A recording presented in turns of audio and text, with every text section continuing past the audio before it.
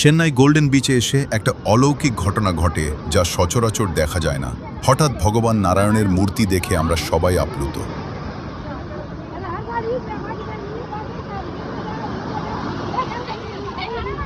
তামিল একজন মাতা মূর্তিটা আবার জলের মধ্যে ভাসিয়ে দিলেন।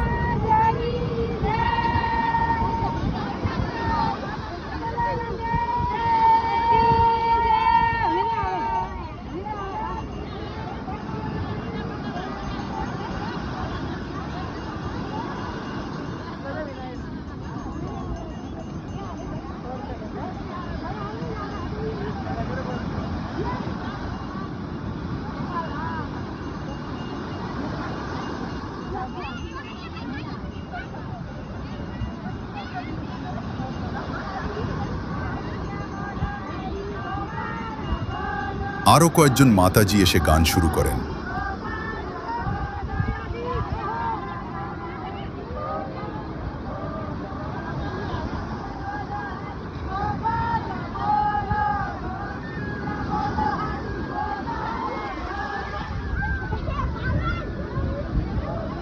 ভিডিওটি শেয়ার করে অন্যজনকে দেখার সুযোগ করে দিন। ধন্যবাদ।